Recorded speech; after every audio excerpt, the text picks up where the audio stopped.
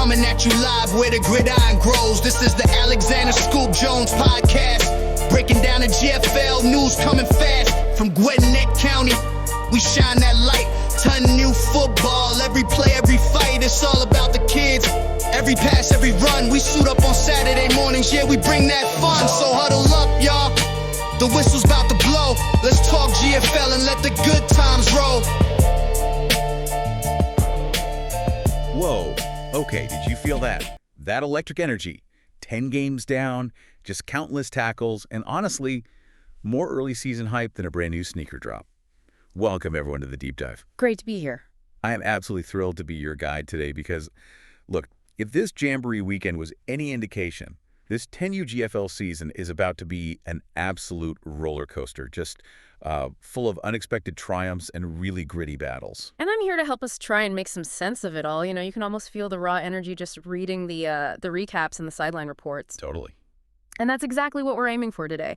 This deep dive, it's all about dissecting those first performances, those surprising wins maybe nobody quite saw coming, and yeah, the emerging contenders who basically threw their hats right into the ring from the get-go in the 10U GFL preseason kickoff.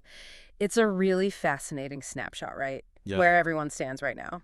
That's exactly right. And our mission, really, for you, is to take you straight to the heart of all that action. We've meticulously gone through, extracted the most important insights, the really surprising facts, and, you know, the strategic takeaways from those 10 intense games that just went down this Jamboree weekend. Yeah. We want you to walk away not just like informed, but feeling like you practically had a sideline pass to every single snap, understanding the nuances and, frankly, the sheer drama of youth football when it gets this competitive. Yeah, we've got a stack of notes here, dug through all the post-game recaps, even gathered some whispers, you could say, from coaches and parents on the sidelines over the Jamboree weekend. Right. So we're here to guide you through those standout moments, to maybe explain the strategic calls that paid off, or maybe didn't, and what all these early declarations really mean for the full season that's, you know, about to unfold right before us. Okay, so settle in. Yeah, settle in. We're about to unpack some serious youth football, focusing on what makes these insights really impactful, especially at the 10U level.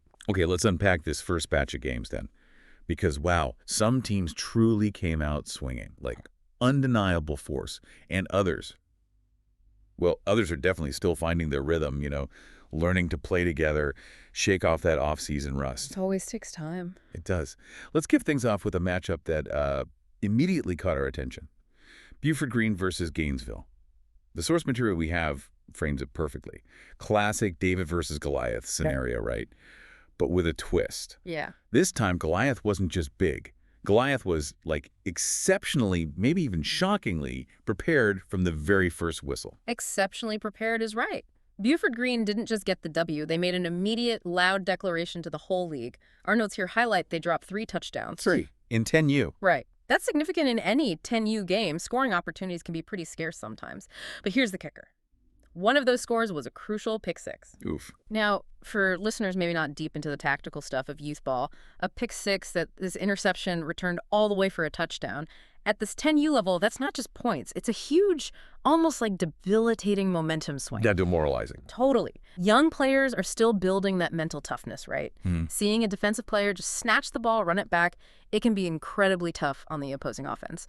Especially so early in a preseason game, it shows a defense that's not just aggressive, but like really disciplined in their reads and reactions. Absolutely. The sheer force Buford Green showed was just palpable. When you score 3 times in one preseason game, and one's defensive, that says a lot about both your offensive execution, moving the ball, finding the end zone, and your defensive aggression, your playmaking. Yeah. So what does this level of like immediate dominance tell us about Buford Green's season outlook? I mean, from your perspective, how rare is it for a 10U team to look playoff ready this early, like day 1 of preseason? It's pretty rare, actually, and it speaks volumes, doesn't it? Yeah. About their coaching staff, the preparation they've obviously put in. Most teams, especially at 10U, they're still, like you said, shaking off rust, trying out new plays, maybe new players in new spots. Just figuring things out. Exactly. Just teaching fundamentals, frankly. Yeah. So to come out with that kind of precision, that impactful execution, especially on defense with that pick six, it suggests really high-level coaching, amazing discipline from the players, and maybe even a core group that's played together for a while, you know? Yeah. Building that chemistry. It means they're not just talented. They've maybe already mastered their assignments. They're executing like a well-oiled machine almost. Now, for Gainesville, unfortunately, it just highlights their continued struggles. The notes mention they're still trying to shake off last year's 1-7 hangover. It's a tough mental hurdle, especially when you start a new season with a dominant loss like that where you turn the ball over for a defensive score. It means they need to urgently look at their offense, prevent those turnovers, and, yeah, their defense needs to handle attacks that are that well prepared. Ball security, defensive assignments, fundamentals, really. Okay, so from a team making a huge defensive statement, let's shift gears. Let's talk about a different kind of offensive powerhouse. Because our next matchup, Collins Hill versus Dacula, the Bird Bowl, apparently. Our fur bowl, yes. It showed us something really innovative for this level, something that left their opponent just reeling. Our source material highlights Collins Hill's decisive 21-point win. And the key, their air raid offense. Ah, the air raid. Yeah. They didn't waste any time, scored a touchdown on their very first drive, which, the notes say, left Dacula completely bewildered, struggling to respond. Yeah. I mean, a 21-point margin in 10U sounds absolutely massive. Is it basically game over from the first drive with that kind of lead? It really is a huge margin at this level. In 10U, like we said, drives are often short, scoring can be infrequent. A 21-point lead, often insurmountable. It signals complete dominance, hard to bounce back from physically and mentally. Right. And yeah, the air raid offense, for those maybe unfamiliar, an air raid, even at 10U, it means they're focusing strategically on passing more than is typical for this age, often from spread formations, trying to stretch the defense, create those one-on-ones. Which is not the norm. Not at all. Most teams here rely almost exclusively on the run, power running up the middle. So seeing a team commit to and successfully execute an air raid, that can be a formidable, really surprising challenge. Needs a QB with decent arm strength, accuracy, receivers who can actually run crisp routes, catch consistently, and an O-line that holds up for longer passes. That sounds complex for 10U. It is. The coordination, the repetition needed. Just imagine getting a group of 10-year-olds to consistently run those routes, time the throws, hold blocks longer than a quick handoff. For Collins Hill to score on drive 1 doing this against an unprepared Dacula, it means meticulous preparation. Players understood their jobs, and they likely caught Dacula totally off guard, probably sitting in a run-stopping defense. So given that complexity, why was it so effective, like, right away? And what kind of prep does that take? Early in the season, when most teams are still figuring out basics, sometimes just avoiding penalties. Well, the effectiveness comes from the surprise element, definitely, and the forced adaptation it demands from the defense. If Dacula expected a traditional run game, which, yeah, is the norm, they'd be condensed run-stopping formations, leaving defensive backs vulnerable. Yep. Exactly. Executing this well in preseason suggests Collins Hill spent significant dedicated practice time on routes, timing, passing drills, way more than a typical youth team might. It also points to coaches who believe in developing diverse skills early, understanding that throwing can unlock easier scores if defenses aren't ready. And Dacula couldn't recover. Likely couldn't recover because they didn't have the scheme or maybe the personnel to quickly adjust to something so unexpected and well executed. Yeah. It's tough changing your whole defensive philosophy mid-game, especially for young players who thrive on repetition, clear assignments. They were reeling because they were reacting to something fundamentally different than they prepped for. Breakdowns in coverage, missed assignments, it snowballs. Okay, and then the true shocker of the weekend. The game that had everyone double-checking the score. Archer. Our notes call their win over Sekenger the biggest surprise of the weekend. And how? And for good reason. The margin. A 4-touchdown win. Shocking. But what really grabs you is the efficiency. 2 offensive plays, 2 quarterback touchdowns. I mean, what's in that pre-workout over at Archer? That's just unheard of. Almost comical efficiency for 10U. It is genuinely astounding, almost mythical for a preseason game, right? 2 offensive plays, 2 TDs, points to an offense that's not just explosive, but incredibly efficient. And yeah, likely caught Sekenger completely off guard. Play design, maybe? Sheer speed. Could be either. A quarterback touchdown could mean a direct long run by the QB himself, or maybe a quick pass where the receiver immediately breaks it for a long score, the QB's pass being the spark. Either way, Archer found and exploited major weaknesses in Sekenger's D almost immediately. Missed tackle, coverage breakdown leading to an open field sprint. Whatever it was, it worked. Twice. And it's not just the scoring, it's the psychological impact of that rapid-fire offense. You can imagine the energy just draining from Sekenger's sideline, right? And this huge surge of confidence for Archer. Oh, yeah. Scoring on your first 2 snaps, QB at the center. That sends a loud message. So analytically, what are the implications of that kind of explosive showing from Archer? Yeah. Knowing 10U, is there a chance it was just a huge mental lapse by Sekenger, maybe a lucky break? Mm-hmm. How do we separate real contender status from just a fantastic, maybe unrepeatable fluke this early? That's the critical question, isn't it? Especially preseason. And yeah, early youth games can be anomalous, rust, a single breakdown, but that level of efficiency, it signals either a specific highly effective trick play if Sekenger wasn't ready for a true surprise, or it points to a significant talent advantage in Archer's key offensive players, especially that QB, combined with excellent play calling that found those soft spots instantly. So potential game changer. If it's pure talent and a well-drilled scheme leveraging it, then yeah, Archer has absolutely gone from maybe an unknown to a serious contender like overnight. It reveals potential for consistent big plays, which win games even if other areas are still developing. For Sekenger, it reveals significant vulnerabilities, initial alignment, readiness, reacting to speed. They need to hit the drawing board hard after that. Flash in the pan or not, they're on the radar now. Absolutely everyone's radar. You have to prepare for that kind of explosion. Okay, here's where it gets really interesting, because we saw some old school football strategies, but also some bold new approaches really shine through in this next set of games. Let's talk Duluth versus Berkmar.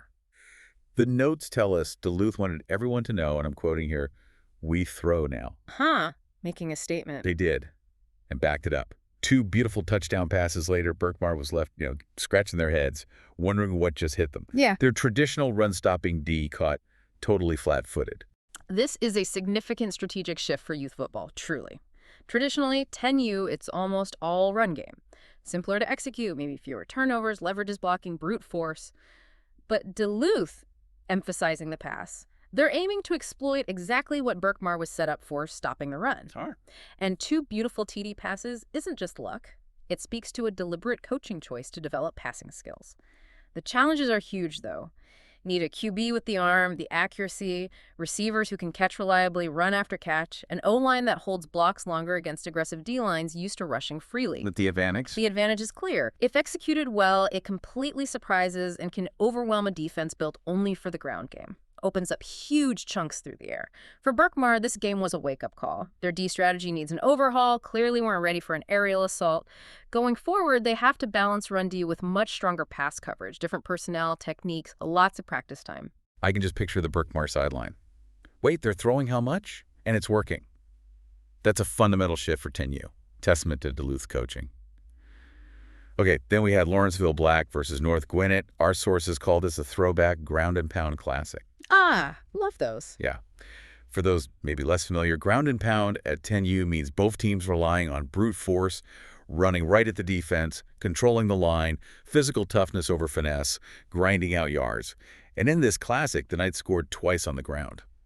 And crucially, pitched a complete defensive shutout. Wow. The Bulldogs, North Gwinnett, couldn't even sniff midfield. That's not just a statement. That's like a defensive masterpiece. That is a colossal statement, especially preseason where teams are often more experimental, maybe less focused on a total shutout. Preventing an opponent from even crossing midfield, that's extraordinary defensive discipline, physical dominance, cohesive team play. Every single player knew their job. Exactly. Every player understood assignments, pursued relentlessly, maintained gaps, delivered solid tackles. Speaks to a D-line that just controlled the line of scrimmage, blowing up plays. Linebackers filling gaps with force. Secondary providing support. No big plays breaking free. This isn't just talent. It's collective, unyielding will. Shared understanding. So what does that mean for Lawrenceville Black? For Lawrenceville Black, this defense instantly elevates their championship hopes. In youth ball, a defense that consistently stops opponents before midfield stifles any offensive rhythm. That's virtually unbeatable. Takes away the opponent's ability to even get started, let alone score. Sets a tone for the whole season, doesn't it? If your defense is that suffocating, you feel like you only need a score or two, the D will handle the rest. Speaking of setting a tone, let's look at Mill Creek versus Lawrenceville Gold. Notes say Lawrenceville Gold struck first on offense, never looked back, crediting their signature Lawrenceville speed and a defense made of concrete. That's a powerful combo, isn't it? Speed and concrete. It absolutely is, often the hallmark of really competitive teams. Signature Lawrenceville speed implies coaching that prioritizes quickness, agility, explosive plays, not just raw talent, developed through drills, acceleration, change of direction, open field running, leveraging natural gifts. And the concrete defense. Combining that with a defense made of concrete suggests physicality, resilience that just doesn't break, unyielding, unmovable at the point of attack. Concrete implies something foundational, rock solid, indicates a D that's incredibly strong at the line, maybe dominant D-line, linebackers great at filling gaps, making decisive tackles, refusing extra yards. So how does that combo work together? The potency lies in dictating the game's pace entirely. Their speed lets them score quickly, often, creating that rapid-fire offensive surge, while the concrete defense stifles any attempt to respond, creates this continuous one-sided momentum flow, suggests a really well-rounded team, offensive firepower and defensive solidity, exactly what you look for in contenders right out of the gate. Okay, so what does this all mean when we piece these results together?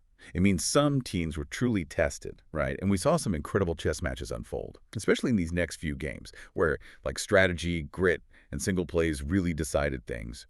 Let's dive into Norcross versus Brookwood. Sources call this old-school smash-mouth football, My kind of game. defined by relentless running, hard-hitting D, a true trench battle. The notes detail the deciding moments. One early turnover gifting Brookwood a short field, followed quickly by one quick passing TD. But then, as the notes emphatically say, defense took over and said, no more points for anybody. Expert, what do you think happened there? How did both defenses just clamp down so hard? Strategic adjustment or just players digging deep? That's a perfect illustration of how critical early moments are, especially at the youth level. Momentum swings are amplified, one mistake costs dearly. That early turnover. Short field, immediate opportunity. Brookwood capitalized with a well-executed pass TD. But what's fascinating, and speaks to the tenacity of both teams, is the subsequent dominance of both defenses. For a defense to take over like that, it means they adjusted, sure, but also tightened coverage, significantly upped their physicality at the line, and collectively just decided, as a unit, no more. Total lockdown. Total lockdown. Disciplined tackling, effective pursuit angles, maybe even psychological superiority. Refusing to yield another inch. It's not just stopping points, it's stopping any semblance of offensive rhythm for either side. Turning the game into pure attrition after that initial burst shows incredible resilience, discipline on both sides to lock it down after one score, almost a stalemate, every yard fought for. Subtle adjustments maybe, cautious blitzing, dropping extra guys into coverage, but ultimately probably pure will. Wow, for both offenses to be completely stifled after that speaks volumes about the detailing. Okay. Then we have Mountain View versus Buford Gold. This game, notes say, started slow, both teams feeling each other out, but it escalated quickly for Buford Gold, the turning point. A truly spectacular 70-yard lightning toss. 70 yards. Yeah, that, as the notes say, flipped the switch, led to a dominant 3-score win for Buford, 70 yards. You know, I can just picture the crowd reaction. That collective gasp when the ball took flight or the player broke free on a long run. What kind of ripple effect does one single explosive play like that have? Not just scoreboard, but morale in a 10U game. A 70-yard lightning toss, especially 10U, incredibly rare, incredibly impactful, commands attention. Could be a perfectly thrown deep ball hitting a receiver in stride, or an incredibly long run from scrimmage, player just breaking tackles, sprinting to the end zone. Either way, pure, unadulterated explosiveness, almost impossible to defend when executed perfectly. And it flips the switch. Absolutely flips the switch in youth ball. Momentum is so fragile, so elusive at this age. One spectacular play instantly energizes one team tangible confidence boost and simultaneously deflates the other. Makes them feel like all their effort was pointless. Changes everything. Fundamentally shifts the entire psychological landscape.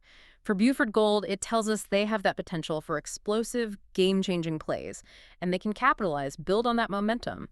Might start slow, feeling out opponents, but clearly possess the firepower to turn on the jets and dominate once they get going.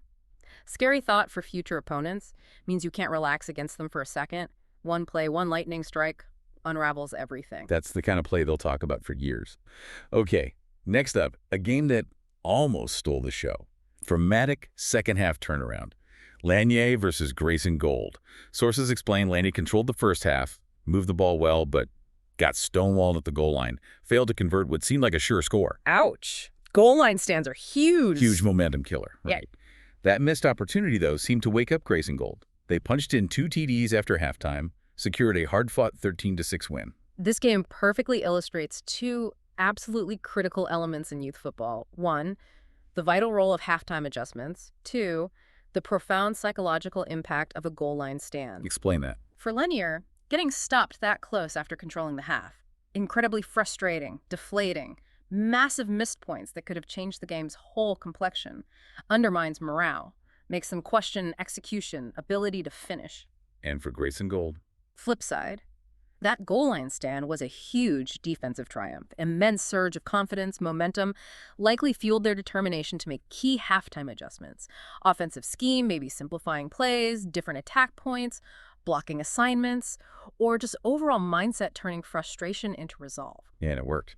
Coming out after the break, punching in 2 TDs shows a team that responded incredibly well to adversity, made effective strategic changes based on the first half, and crucially, capitalized on the psychological edge from that goal line stop. That ability to adapt, dig deep, overcome early challenges, hallmark of strong, well-coached teams, speaks volumes about Grayson Gold's resilience. It really is seizing that moment. Okay, and finally, the game hyped as the Jamboree Super Bowl, the clash of titans, Grayson Green versus Parkview. It's a big one. You had the reigning champs, Grayson Green, against the league's #1 dual threat QB from Parkview.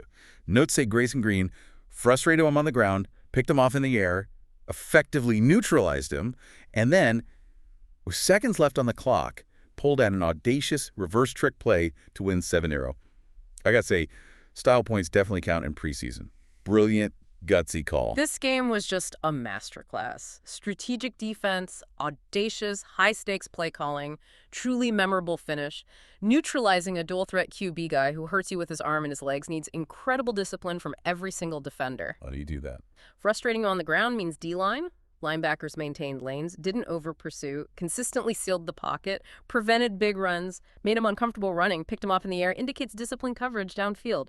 DB staying tight, making smart reads. It's about limiting his options, forcing uncomfortable decisions, making him play outside his comfort zone. And they shut him out. The fact Grayson Green pitched a shutout against that kind of weapon speaks volumes about the defensive coordinator's game plan and the player's execution. Ability to stick to the plan against a dynamic threat. So they shut down the league's top offensive weapon, hold him scoreless.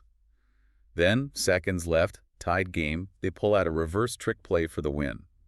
That's incredibly gutsy, almost brazen for preseason, isn't it?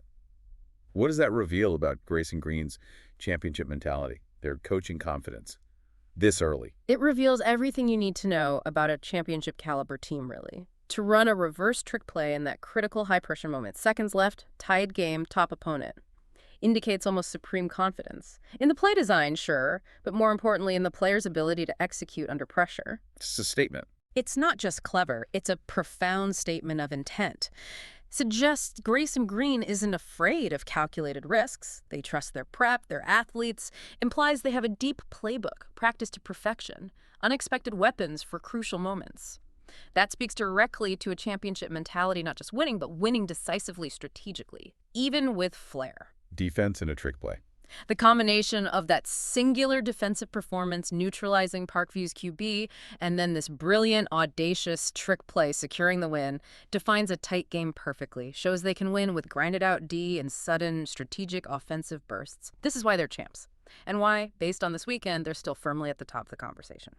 All right, folks. Okay, time for what everybody's been waiting on, the latest rankings heading into week 1. This is where we really start to see who set that early pace, based purely on what we saw, what we learned, what we unpacked from Jamboree Weekend. No history bias here, just the raw data, the performances from the field telling us these initial spots. That's right. These rankings, they reflect the undeniable impact of their Jamboree games and what they suggest about their early season path. Keep in mind, it's just one weekend, right? But it gives us a really valuable first impression. Let's run through them. 1, Grayson Green. Still sitting at the top, and yeah, for good reason. Champs till someone knocks them out, basically. They proved it. Neutralizing Parkview's dual-threat QB, frustrating him, picking him off, and that last-second reverse for the 7-0 win just cemented it. Showed clutch strategic play under pressure, tactical smarts, mental toughness. They know how to win against top teams, even in a defensive grinder. That's a team that finds a way. Makes sense. Number 1 feels right. 2, Buford Gold. Their ground game looks scary good. Showcase that explosive potential. Yeah, they started slow against Mountain View, but that electrifying 70-yard lightning toss, bomb, or breakaway run, doesn't matter, it ignited them. Then they ran their way to a dominant 3-score win. Tells us they have game-changing explosiveness, can turn things around instantly. Powered by the run, capitalizing on big plays. Patience to find that moment, then pounce. Disciplined, potent offense. That big playability is huge. 3, Collins Hill. Their air raid. locked and loaded. It's really something to see at 10U. That decisive 21-point win over Dacula, scoring on drive one with a spread offense, showcased a unique, incredibly effective strategy for this age, demonstrated passing precision, willingness to break from run-heavy norms, prove they're innovative, well-coached enough to run a complex attack. They'll be a headache for defenses. Definitely a team to watch, that offense. 4. Buford Green. Hungry Wolves returned most of their firepower, showed it immediately, forcefully, dropping 3 TDs on Gainesville, including that critical pick six. Showed they are playoff ready, like day one. Offensive prowess and defensive playmaking, defensive intensity, that early turnover score, highlights an aggressive, opportunistic, fundamentally sound team. They come out prepared to dominate from the jump. Both Buford teams looking tough. 5 Lawrenceville Black. Their defense looks championship ready, period. Pitching a complete shutout against North Gwinnett, stopping them before midfield. Incredibly impressive, especially preseason. Speaks to exceptional discipline, relentless physicality, cohesive team play. They'll be exceptionally tough to score on all season. A true brick wall. That defensive identity will carry them far. That shutout was a statement. 6 Parkview. Still incredibly dangerous as long as that dual threat QB stays healthy and plays like he can. Despite the 7-0 loss to the champs, their QB posed enough threat that Grayson Green needed a trick play to win late. He's a game changer, keeps them in any contest. Their performance against the Pop team shows they belong in this conversation, even losing. Offense has serious potential if they unleash him fully. Can't count them out with them back there. 7 Brookwood. New QB, elite receivers apparently. They look like a nightmare matchup for secondaries. Showed early offensive potential with that quick passing TD against Norcross, signaled a newfound aerial threat. Game became a defensive grind, yeah, but that initial offensive spark tells us they have pieces to score, can attack through the air, adds a new dimension compared to maybe previous seasons. Interesting wrinkle with a new QB. 8 Lawrenceville Gold. Solid coaching, serious speed. Defines them as well-rounded. Struck first against Mill Creek, never looked back. Combined signature speed on offense, breaking away for big plays with that concrete defense, refusing to yield ground. Balanced approach. Explosive O, unyielding D, makes them consistently tough. Embodies a complete team philosophy. Speed and toughness, good combo. Norcross.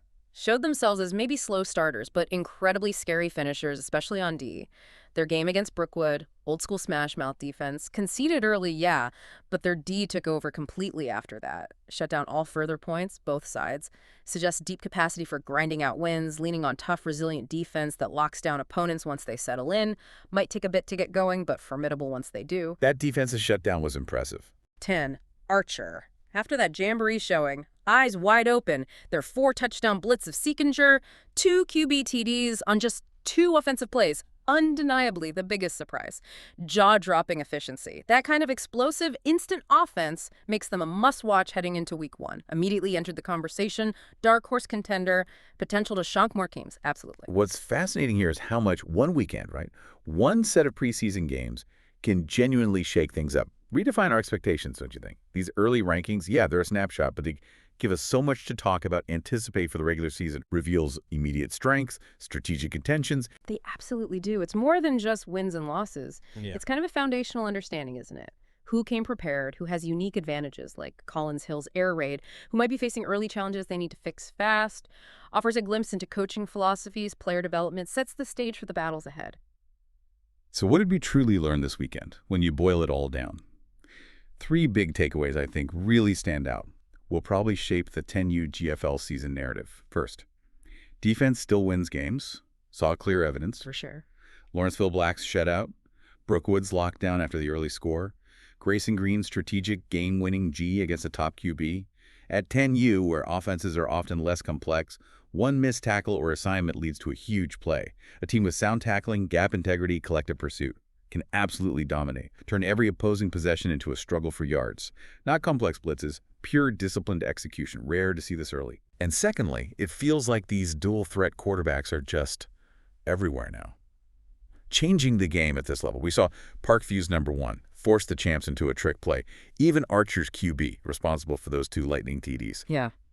These players bring a whole new dynamic, right? Force defenses to prep for run and pass from one player. Often talented, elusive, that versatility, incredibly challenging to defend here. Demands constant awareness, adjustment from every defender, D-line to secondary. And finally, a clear, unmistakable declaration. Nobody wants smoke with Buford right now. Both Buford Green and Buford Gold showed overwhelming offensive power, defensive solidity.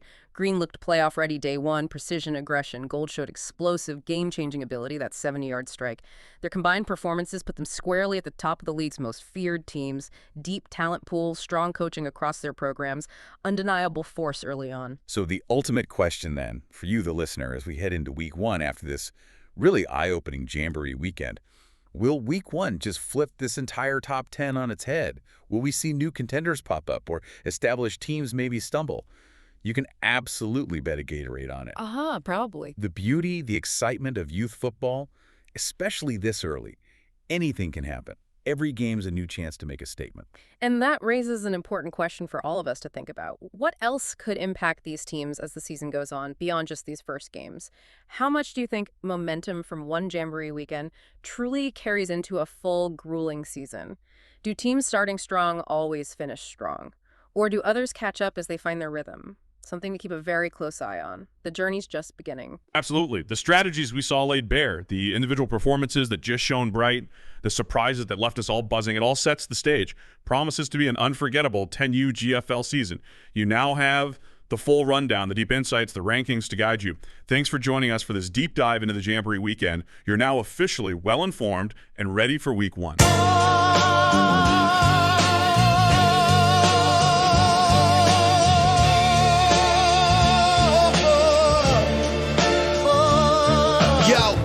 Your man, Alexander Scoop Jones, coming at you live where the gridiron grows. This is the Alexander Scoop Jones podcast, breaking down the GFL news coming fast from Gwinnett County. We shine that light, ton new football, every play, every fight, it's all about the kids. Every pass, every run, we suit up on Saturday mornings, yeah, we bring that fun. So huddle up, y'all, the whistle's about to blow. Let's talk GFL and let the good times